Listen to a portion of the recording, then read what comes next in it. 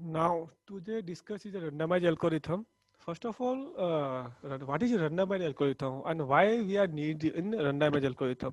तो हमें जरूरत क्यों है हमें randomized algorithm की और क्या होता है randomized algorithm? So first is introduction. A randomized algorithm is defined as an algorithm that is allowed to access a source of independent, unbiased, random bit, and it is then allowed to use random bit, random bit to the influence its computation. Secondly, हम कह सकते हैं a randomized algorithm is defined as an algorithm that is allowed to access a source of independent. And then कह सकते हैं कि random algorithm belong to the class of probabilistic algorithm. Actual में random algorithm है क्या? तो हम कहते हैं कि unbiased और इंडिपेंडेंट कोई बिट है, बिट के कारण हम क्या कर रहे हैं, उसका जो कंप्यूटेशन, उसका जो रिजल्ट है, वो रिजल्ट क्या कर रहा है, इन्फ्लुएंस कर रहा है रिजल्ट को. फॉर एग्जांपल कि मान लो कि हमें क्विक शॉट करना है, तो क्विक शॉट का जो एल्गोरिथम, क्विक शॉट एल्गोरिथम जो होती है उसकी डिपेंड करता है, क्विक शॉट एल्गोरिथम की जो टाइम कॉम्प्लेक्सिटी होती है वो डिपेंड करती है पायोट एलिमेंट पे. तो हम पायोट एलिमेंट कौन सा सेलेक्ट करेंगे उस पर डिपेंड करता है कि हमारा क्विक शॉट की कॉम्प्लेक्सिटी क्या बनेगी. अब ये है कि कोई ना पायोट एलिमेंट सेलेक्ट कौन सा करें, तो हम एक ऐसा बिट सेलेक्ट करते हैं जिससे क्या हो, उसका जो कंप्यूटेशनल टाइम है वो क्या मिनिमाइज हो जाए. फॉर एग्जांपल यदि मैं क्विक शॉट का निकालने जाता हूं तो मैं पहले एलिमेंट को मानता हूं पायोट एलिमेंट. मैं पहले एलिमेंट को ना मान के मैं किसी और एलिमेंट को मैं पायोट एलिमेंट मानता हूं, तो मेरा जो क्विक शॉट की कॉम्प्लेक्सिटी है वो रिड्यूस हो जाएगी. तो इसलिए हम कहते हैं रैंडम एल्गोरिथम जो है वो कहाँ यूज होती है, रैंडम एल्गोरिथम वहां यूज होती है जहां पे हमें क्या करना हो, एवरेज केस का हमें गुड अचीव हो. मतलब एवरेज केस का जो हम निकालने जाएं कि भाई एवरेज केस में ना जो कॉम्प्लेक्सिटी बनती है उसकी परफॉर्मेंस निकालने जाएं, वो हमारे पास अच्छे से आने चाहिए. तो सेकेंडली कहते हैं रैंडमाइज. नीड क्या रैंडमाइज एल्गोरिथम की, तो नीड कहते हैं randomize algorithm use uniformly random bit and as input to the achieve good performance. कौन सा performance, good performance in the average case and over all possible choice of random bit. हमें क्या कहते हैं कि यदि मान लो कि रैंडम एल्गोरिथम नीड क्यों पड़ी, तो हमने कहा कि रैंडम की नीड इसलिए पड़ी क्योंकि हम अचीव करना है गुड परफॉर्मेंस. अब कैसे अचीव करना है गुड परफॉर्मेंस, कि मान लो कि पूरी क्लास में तुम्हारे बहुत सारे बच्चे हैं, उस क्लास में से किसी भी तुम्हें टॉपर बच्चे को फाइंड आउट करना है. तुम्हारे पास दो मेथड है. एक मेथड है कि हम वन बाय वन सबको बताएं, बोले कि तुम्हारा परसेंटेज क्या है रोल नंबर 1 से लेकर रोल नंबर एन तक. एक प्रोसेस ये है. एक प्रोसेस है कि हम क्या करेंगे, रैंडमली किसी से पूछ लेंगे तेरी परसेंटेज क्या है. तो तेरी परसेंटेज क्या है, इससे फायदा ये होगा कि हमें बहुत मिनिमम टाइम ऐसा है कि हमारे जो लास्ट में हमें वो पर्सन मिले जिसकी जो टॉपर है. बहुत कम ऐसा टाइम है. बस हमेशा ये होता है कि भाई जब हम किसी भी टॉपर को रैंडमली सर्च कर रहे हैं, शायद थर्ड पे या फोर्थ पे हमें मिल जाए. तो यही प्रोसेस है कि रैंडमली हम जब बिट कोई बिट सेलेक्ट करते हैं और रैंडमली सेलेक्ट करते हैं बिट की, तो उसकी परफॉर्मेंस क्या होती है, इंक्रीज हो जाती है. सेम मैं कहता हूँ कि मैं हायरिंग एंड फायरिंग एक मेथड है, उसके अंदर भी रैंडमाइज एल्गोरिथम यूज होती है. तो उसमें कैसे यूज होती है कि मुझे मान लो बेस्ट पर्सन को मुझे सेलेक्ट करना है, तो बेस्ट पर्सन की जो मैंने क्राइटेरिया बना रखा है किस अकॉर्डिंग बेस्ट पर्सन है उसे मैं सेलेक्ट करूंगा. तो यदि मेरे पास इंटरव्यू देने आया एक बंदे का, उसका मैंने नंबर जो 6 आया, मैंने एक रूम में उसको बैठाया. फिर किसी का ना 6 7 आया, मैंने इसको रूम में बैठाया. फिर उसका किसी का 8 आया, किसी का है ना फिर 5 आया. 5 वालों को मैंने नहीं बैठाया कि 6 से अपर वालों को मुझे बैठाना था, मैंने एक रूम में बैठाया. देन आफ्टर मुझे लास्ट में जाके एक 10 नंबर का मिलता है, तो मैंने सबको 6 से लेके 10 वाले नंबर को मैंने एक रूम में बैठाया, उसको बोलते हैं हायरिंग. देन आफ्टर मैं क्या करता हूँ, जब मुझे उससे भी हायर कॉस्ट का बंदा मिल जाता है, मतलब हायर परफॉर्मेंस का बंदा मिल जाता है 10 नंबर वाला, तो इन सबको क्या करूंगा, मैं रिमूव कर दूंगा, 10 को सिलेक्ट कर लूंगा. तो ये हायर करना देन आफ्टर फायर करने वाला प्रॉब्लम जो इसको भी रिमूव करता है कौन, रैंडम एल्गोरिथम. रिमूव कैसे करता है कि अपने जितने भी रिज्यूम आए उस रिज्यूम को आप क्या कर दो, रैंडमली सिलेक्ट करो. रैंडमली सिलेक्ट करने से क्या होगा कि आपको ना 5वें या 6ठे नंबर पे बेस्ट नहीं, आपको शायद तीसरे चौथे नंबर पे बेस्ट मिल जाए. तो रैंडमाइज एल्गोरिथम की नीड क्यों पड़ी, कोई पूछे ऐसा, तो रैंडमाइज एल्गोरिथम की नीड इसलिए पड़ी क्योंकि हमें क्या करना, गुड परफॉर्मेंस अचीव करना है. किस केस में, एवरेज केस में. जैसे कि अब क्विक शॉट की बात करते हैं, तो क्विक शॉट को जो हम यदि पायोट एलिमेंट सेलेक्ट कर रहे हैं, तो पायोट एलिमेंट पे डिपेंड करता है कि क्विक शॉट की कॉम्प्लेक्सिटी क्या बनेगी. उसी परफॉर्मेंस को सुधारने के लिए हमने क्या किया, रैंडम एल्गोरिथम यूज किया. अब वो इसे कैटेगराइज कितने पार्टों में रैंडमाइज, यदि मैं यूज करूं क्विक शॉट का सोल्व करने के लिए रैंडमाइज, तो किस मेथड से सोल्व करूं, क्या लास वेगास से, क्या मोंटी कार्लो से.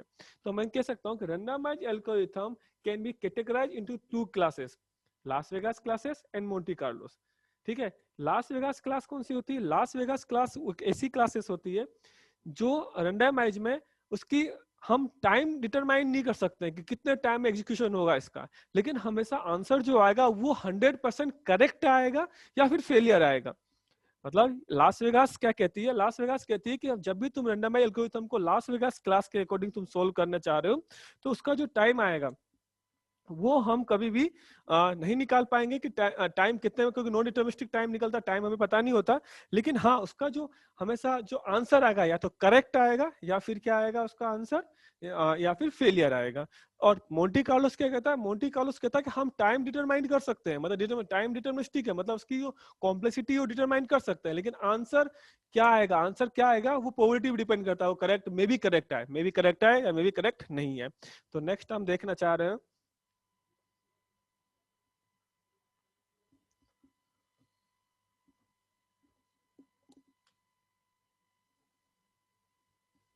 नेक्स्ट देखना चाह रहे हैं, नेक्स्ट है लास वेगास एल्गोरिथम। जो तुम्हारा लिखा हो लास्ट, तो डेफिनेशन क्या लास वेगास की, तो कह सकते हैं कि a randomized algorithm is called a Las Vegas algorithm if it always return the correct answer but its runtime bound hold only in expectation called Las Vegas algorithm. Secondly, हम कह सकते हैं the randomized algorithm which always produce a correct answer या correct result or inform about a failure are called a Las Vegas algorithm. Secondly, इसमें देखो the run time of a such algorithm is randomly, मतलब कि run time क्या है, जैसे randomly क्यों है, क्योंकि मान लो कि मैंने क्लास में बोला कि मुझे टॉपर निकालना है, क्या होता है मैं पहला बंदो जो से बात की वही टॉपर निकला, तो रन टाइम क्या मिलेगा उसका, बिगो 1 मिल जाएगा। यदि मान लो लास्ट में मिला वो बंदा मुझे, तो बिगो n हो जाएगा। तो डिपेंड करता है इसका रन टाइम कि भाई उसके इनपुट क्या है, उसके इनपुट। तो लेकिन आंसर जो आएगा वो हमेशा करेक्ट आएगा और या फेलियर आएगा। जैसे मैंने क्लास में ढूंढने गया तो मुझे कोई ना कोई बच्चा तो मिलेगा टॉपर, या लास्ट में मिलेगा फर्स्ट में मिलेगा, टॉपर तो कोई ना कोई मिलेगा, लेकिन टाइम एक्सपेक्टेशन क्या है वो हमें नहीं पता, वो रैंडमली है टाइम। ठीक है। तो लास वेगास में क्या होता है कि हम सिर्फ टाइम की बात करें तो टाइम इसमें रैंडमली है, लेकिन तो इसका जो आंसर्स की बात करें तो वो हमेशा करेक्ट आंसर देगा इसका लास वेगास। देन कह सकते हैं the execution time of Las Vegas algorithm depend on the output of the randomization. ठीक है। और सेकंड हम कह सकते हैं इसका the execution time of a Las Vegas algorithm depend on the output of the randomize. इसके एक एग्जांपल लिखेंगे कि लास वेगास एल्गोरिथम का एक क्लासिकल एग्जांपल है। वो क्लासिकल एग्जांपल तुम्हारा है क्विक शॉट की बात कर रहा हूँ। क्विक शॉट इससे पहले फर्स्ट वीडियो पढ़ चुके हैं, हम यहाँ पे वापस से देख रहे हैं कि क्विक शॉट की एक प्रॉब्लम थी। क्विक शॉट का जो बेस्ट केस होता है वही वर्स्ट बन जाता है बिकॉज ऑफ पायट एलिमेंट, सिलेक्शन ऑफ पायट एलिमेंट। तो क्विक शॉट को फिर से रिवाइज कर रहे थे with using A Las Vegas randomise algorithm से। हम देखेंगे एल्गोरिथम कैसा है, तो देख रहे हैं। तो इसमें एक क्लासिकल एग्जाम्पल है, classical example of Las Vegas algorithm. ठीक है। फर्स्ट रैंडम क्विक शॉट, हम ये quick shot first divide and conquer में पढ़ चुके हैं, यहाँ पे रैंडमाइज क्विक शॉट पढ़ रहे हैं। तो ये ए जो है, ए हमारा अरे है, ए अरे है, एल बी लोअर बाउंड है, लोअर बाउंड। ठीक है। ए अरे है और एल बी लोअर बाउंड है, यू बी अपर बाउंड है। ठीक है। अब हम इसमें क्या है, हमारा जो मेन मकसद है पायोट का, क्योंकि पायोट पे डिपेंड करता है हमारा कि कॉम्प्लेक्सिटी क्या बनेगी। तो फर्स्ट स्टेप जो केस चेक करते हैं वो करते हैं if L B less than U B, इसको कहते हैं ट्रिवल केस। इसको कहते हैं हम ट्रिवल कर रहे हैं, मतलब कि यदि मान लो कि तुम्हारे पास ये पूरा एलिमेंट है और इस एलिमेंट का जो पहला एलिमेंट है वो पहला एलिमेंट कौन सा है, एल बी है, लोअर बाउंड। ठीक है। और लास्ट एलिमेंट जो है, लास्ट क्या है तुम्हारे पास, वो तुम्हारे पास है यू बी है। ठीक है। मतलब अपर बाउंड, मतलब पहला एलिमेंट को हम लोअर बाउंड कहते हैं, लास्ट एलिमेंट को हम कहते हैं हमेशा upper bound and then lower bound. हम पहले चेक करते हैं कि लोअर बाउंड हमेशा स्मॉल है कि नहीं अपर बाउंड से। यदि लोअर बाउंड स्मॉल होगा अपर बाउंड से तभी तो उसके अंदर कुछ एलिमेंट होगा, बाकी कोई एलिमेंट होगा ही नहीं इसके अंदर। तो स्टेप 2 में जाते हैं। स्टेप 2 कहता है कि pivot equal to random L B comma UB. मतलब हम पाइवट को जो सेलेक्ट करेंगे वो एक फंक्शन के थ्रू सेलेक्ट करेंगे, उस फंक्शन का नाम होगा रैंडम। इस रैंडम फंक्शन को बाद में वापस से डिस्क्राइब करेंगे, रैंडम फंक्शन सेलेक्ट कैसे करता है वैल्यू को।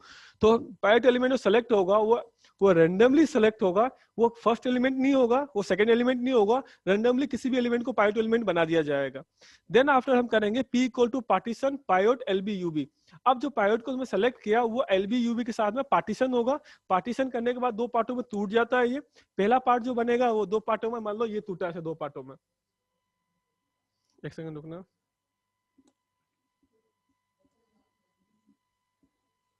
एक सेकंड।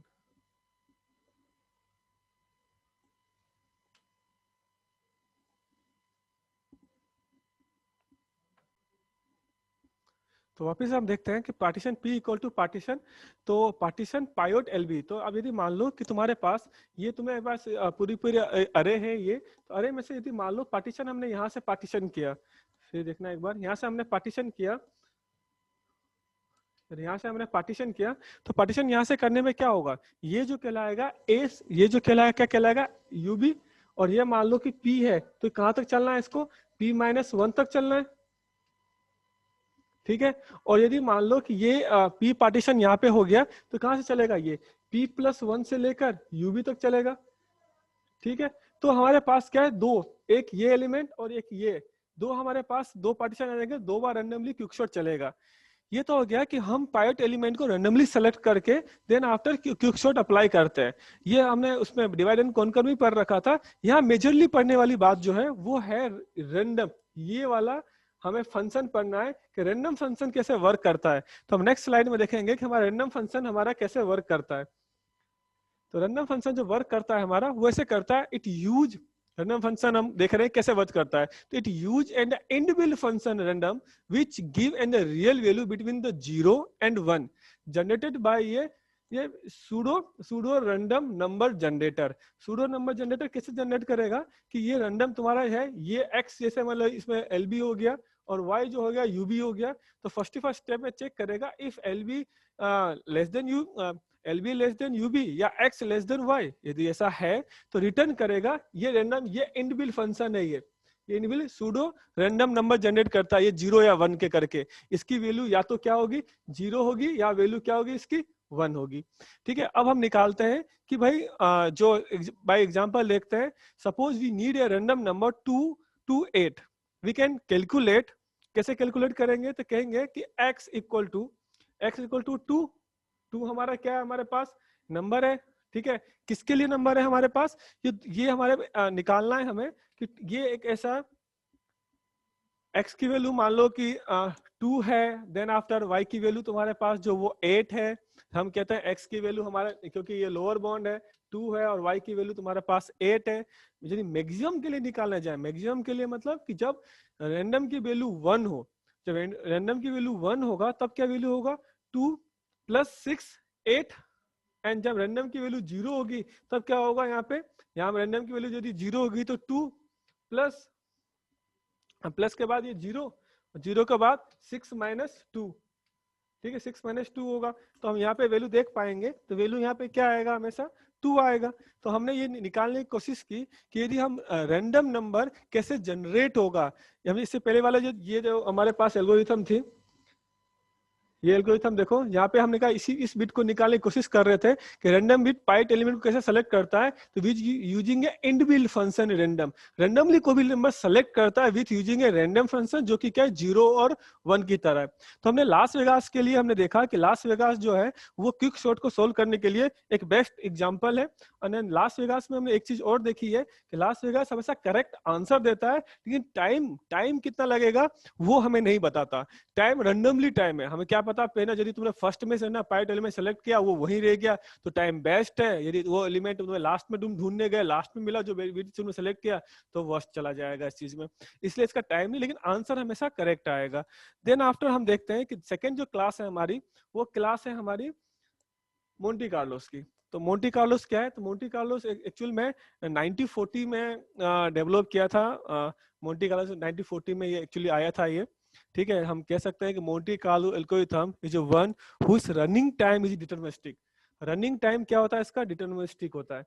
तो यहाँ देख पाओगे रनिंग टाइम क्या है यहाँ पे, डिटर्मिनिस्टिक है, मतलब आप कितने रन टाइम में ये एग्जीक्यूशन होगा ये हम बता सकते हैं, ठीक है। लेकिन हुज आउटपुट में भी करेक्ट, आउटपुट कभी करेक्ट पूरी करेक्ट हो ये हम नहीं जान सकते कि आंसर सही आएगा या सही नहीं आएगा हम, लेकिन ये कह सकते हैं कि इसका जो रन टाइम होगा उसके रन टाइम की कॉम्प्लेक्सिटी हम निकाल सकते हैं या रन टाइम का टाइम हम निकाल सकते हैं।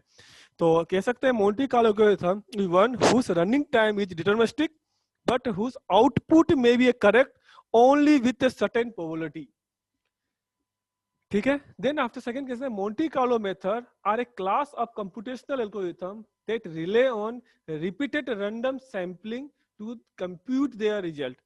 इसके अंदर सैम्पलिंग वाला वर्ड ये आया कि एक्चुअली में होता क्या है कि ये हमारा सैम्पलिंग, ये सैम्पलिंग वर्ड का मीनिंग होता है कि आपके पास लार्ज अमाउंट ऑफ डेटा है, लार्ज अमाउंट ऑफ डेटा में से कुछ आपने क्या किया, कुछ डेटा को लिया, उस पर कुछ एल्गोरिथम अप्लाई किया, उस एल्गोरिथम अप्लाई करने के बाद में हमने देखा कि इसका रिजल्ट ये आता है, तो हम मानते हैं सबके रिजल्ट यही आएगा, ठीक है। सैम्पलिंग, कंप्यूटेशन ऑफ सैम्पलिंग है इसके अंदर, ठीक है। और मोंटे कार्लो एल्गोरिथम जो उसका फिक्स एक पेटेंट है, किस पेटेंट के अकॉर्डिंग वर्क करता है, ये है जैसे ये रम Monte Carlo algorithm patent, it follow a particular patent which is describe as follow, ठीक है। वो किस पेटेंट के तहत काम करता है मोंटे कार्लो, जैसे कि ये लिख रखा है इसके अंदर, ठीक है। वो फर्स्ट पेटेंट का जो स्टेप फर्स्ट है, पेटेंट का स्टेप फर्स्ट जो है वो ये कहता है हमें,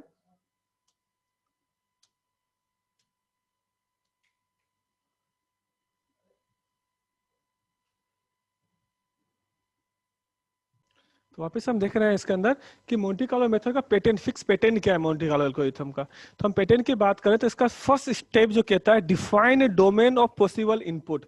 हम एक ऐसा डोमेन हम डिसाइड करेंगे, ऐसा डोमेन डिफाइन करेंगे जो एक पॉसिबल इनपुट हो उसका, मतलब कि ऐसा नहीं है जैसे हम सैम्पलिंग करने गए तो हमने sampling large amount of data है हमारे पास, तो हम एक ऐसा डोमेन डिसाइड करेंगे एज ए इनपुट जिससे हमारे पास आंसर सही आने की कोशिश हो, ठीक है। सेकेंड है generate input randomly, generate input randomly, ये वर्ड देखने वाली है। सेकेंड स्टेप में क्या करता है, generate input randomly from the domain using a certain specific probability distribution. हम रैंडमली इनको भी इनपुट लेंगे, वो हम क्या करेंगे एल्गोरिथम में डालेंगे, उससे क्या उसको सैम्पलिंग कहते हैं कि लार्ज अमाउंट ऑफ डेटा है उसमें से कुछ आपने पार्ट्स उठाया, उसको क्या किया उस पर आपने एल्गोरिथम अप्लाई किया, एल्गोरिथम में तुम्हारा आंसर यदि करेक्ट आ गया तो ठीक है, लेकिन करेक्ट नहीं आया तो वापस सेकंड आप कोई भी डेटा उठाओगे। जब डेटा उठाओगे तो हमें ये पता नहीं आंसर सही आएगा कि नहीं आएगा, लेकिन हमें ये पता होगा कि एग्जीक्यूशन टाइम क्या होगा उसका। मोंटे कार्लो हमें यही कहना है, तो generate input randomly from the domain using a certain specific probability distribution।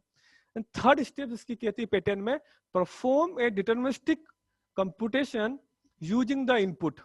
Fourth step, third step कहता है perform a deterministic computation using the input, मतलब हम इस पर परफॉर्म करेंगे कोई ऐसी एल्गोरिथम जो कि क्या हमें डिटर्मिनिस्टिक कंप्यूटेशन दे, मतलब हमें डिटरमाइन करके दे कि कितने टाइम में ये रन होके दे रहा है हमें। एंड देन फोर्थ है aggregate the result for the individual computation use the final result. करना क्या है कि मान लो तो लार्ज अमाउंट ऑफ डेटा है, उन अमाउंट में हमें छोटे छोटे से सैंपल्स लेना है, उन सैंपल पे हमें एल्गोरिथम अप्लाई करनी है, उन एल्गोरिथम अप्लाई करने के बाद में जो आउटपुट होता है उन सबको एग्रीगेट करना है, एग्रीगेट करने के बाद में हमें माना फाइनल रिजल्ट आके देना है कि इस पूरे लार्ज अमाउंट ऑफ डेटा पे हमारा ये आंसर आ रहा है। ये मोंटे कार्लो एल्गोरिथम कहता है। तो मेन है कि मोंटे कार्लो एल्गोरिथम की और क्या करता है, इसके सब कैटेगरीज कितनी है, तो हम सब कैटेगरीज की बात करेंगे नेक्स्ट कि सब कैटेगरी क्या है मोंटे कार्लो की। तो एप्लीकेशन देख लेते हैं फिर सब कैटेगरीज देखेंगे। तो मोंटे कार्लो एल्गोरिथम का एप्लीकेशंस क्या है, देन सब कैटेगरीज क्या है।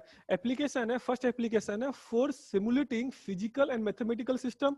सेकंड इसकी एप्लीकेशन है use when it is infeasible or impossible to the compute and exit result with the deterministic algorithm. Third use for the modeling phenomena with the significant uncertainty in input।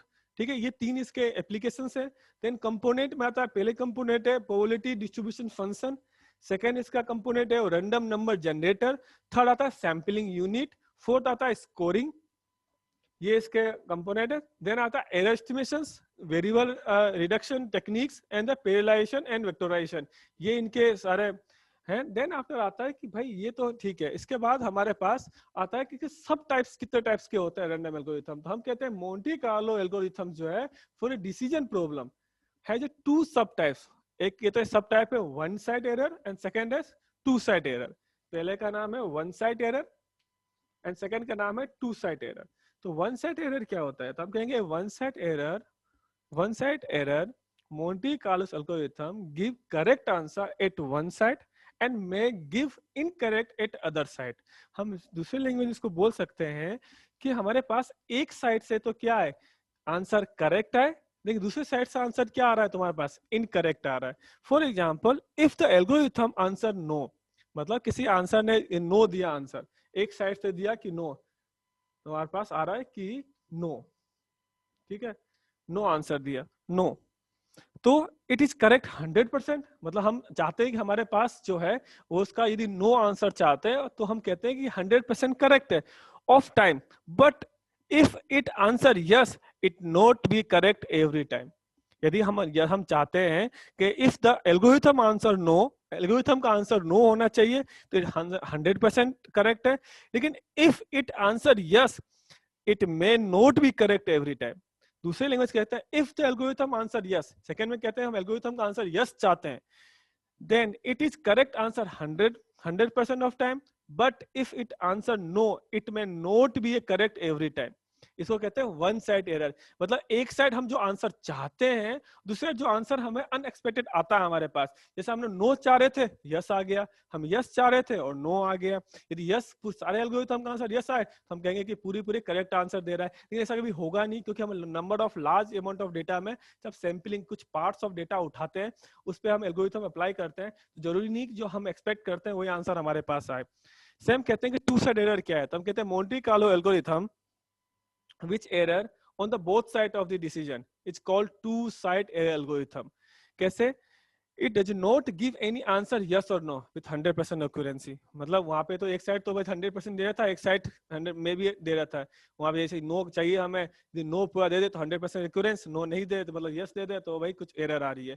जैसे कि वहाँ पे था कि हमें यदि यस चाहिए, यस यदि देता है तो हमें 100% एक्यूरेंट मानते हैं. यदि एक साइड से यदि हमारे पास क्या है, यस यस नहीं दे रहा है, नो दे रहा है, तो हम कहते हैं कि भाई वो कुछ टाइम के लिए एरर है. यहाँ पे क्या है कि भाई दोनों साइड से मतलब किसी भी साइड में यस आंसर नहीं दे रहा, 100% एक्यूरेट आंसर नहीं दे रहा, इसको बोलेंगे टू साइड एरर कहेंगे.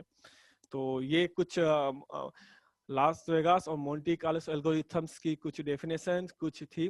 इस डेफिनेशन के अकॉर्डिंग हम ये जान पाए कि जो रैंडम एल्गोरिथम है उसको 2 क्लासेस में डिवाइड की गई थी. कि एक क्लासेस ने कहा कि भाई हम तो तुम्हारा आउटपुट पूरा ला के देंगे, लेकिन हम इसका रनिंग टाइम क्या होगी हमें वो नहीं पता, जिसको वो कहते हैं लास वेगास. जहाँ पे हमें रनिंग टाइम पता हो लेकिन आउटपुट क्या आएगा वो डिपेंड करेगा प्रोबेबिलिटी पे, उसको कहते हैं मोंटी कार्लोस. तो दोनों में डिफरेंस क्या है मेनली, हम दोनों क्यों देख रहे हैं, तो मेन डिफरेंस क्या है दोनों के अंदर, हम डिफरेंस देखते हैं. लास्ट ये है difference between the Monty Carlos and loss Vegas algorithm. तो फर्स्ट देखते हैं लास वेगास. फर्स्ट हमने लास वेगास पढ़ी थी. Las Vegas result is 100% correct. इसका रिजल्ट जो आएगा वो 100% करेक्ट आएगा. वही मोंटी कार्लोस में क्या होगा, result of the algorithm has a probability of being correct. मतलब प्रोबेबिलिटी डिपेंड करेगा कि उसका आंसर करेक्ट है या नहीं है. लेकिन लास वेगास में run time is a random variable. मतलब running time is a random variable. यहाँ क्या है, can be bounded by resource use, that is running time can be found. हम रन टाइम फाउंड कर सकते हैं, रनिंग टाइम डिटरमिनिस्टिक होता है इसके अंदर. थर्ड है run time can't be improve, rather randomise can be made. हम ये थर्ड देख रहे हैं. पहला देखा इसमें 100% रिजल्ट आ सकता है, तो हमने कहा इसके अंदर हमें आउटपुट का कुछ पता नहीं चलता. दूसरा हमने कहा कि इसमें जो रन टाइम है इसके अंदर वो रैंडम होता है इसके अंदर. हमने कहा इसमें हम डिटरमाइन कर सकते हैं रन टाइम, हम कन्फाउंड कर सकते हैं रन टाइम. ठीक है. तीसरा आता है कि रन टाइम, तीसरा कहेंगे कि run time can't be improved, rather randomized can be made efficient. तो इसका क्या कहता है, error probability is decreased by repetitive time application that can be at cost of run time. ठीक है. तो ये कुछ इसके डिफरेंस था लास वेगास और मोंटी कार्लोस एल्गोरिथम के बीच में. तो हमने आज देखा कि भाई जो हमारे पास रैंडमाइज एल्गोरिथम की नीड क्या पड़ी, रैंडमाइज एल्गोरिथम की क्लासेस कौन कौन सी है, जो क्लासेस हैं लास वेगास मोंटी कार्लोस की वर्किंग क्या होती है. आज हमने ये भी देखा कि जो हमारे पास क्विक शॉर्ट था जो हम डिवाइड एंड कॉन्कर में हमने सोल्व किया था, उसकी प्रॉब्लम को भी रिजोल्व करने की कोशिश की as using the randomize algorithm. Next class में जो पढ़ेंगे वो पढ़ेंगे हम मीन कट. तो ये हमारी क्लास आज हो गई है. तो नेक्स्ट क्लास में रैंडमाइज मीन कट पढ़ेंगे. रैंडमाइज मीन कट क्या होती है वो देखेंगे लास्ट में.